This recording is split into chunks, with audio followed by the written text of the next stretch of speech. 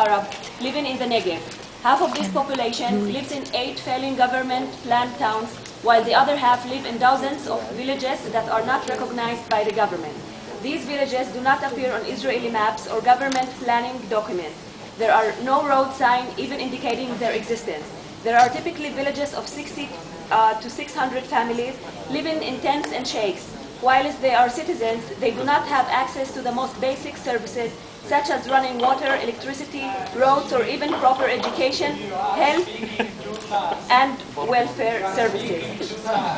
Further, they live under the constant threat of home demolition, as it is illegal to build permanent structure in these villages, crop destruction, and other further displacement.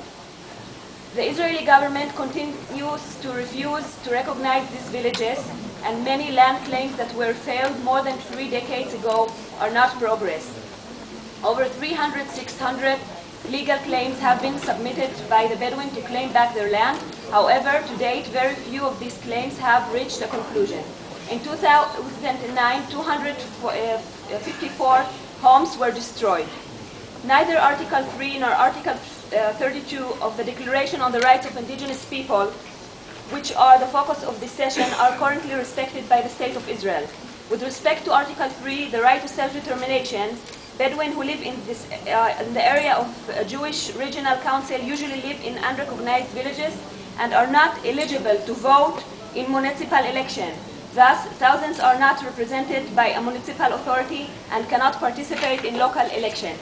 The Jewish National Fund, which has been granted quasi-governmental power in Israel as part of the Israeli Land Administration, also continue to act in direct contravention of Article 32, which sets out the obligation to consult and cooperate with indigenous people in order to obtain their free and informed consent prior to the approval of any project affecting their lands.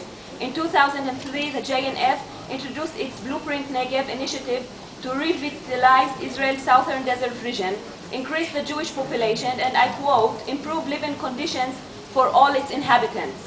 Persistent to this initiative, the JNF had planted tens of thousands of trees in the Negev and created numerous parks with neither the consent nor cooperation of the indigenous owners of the land in question.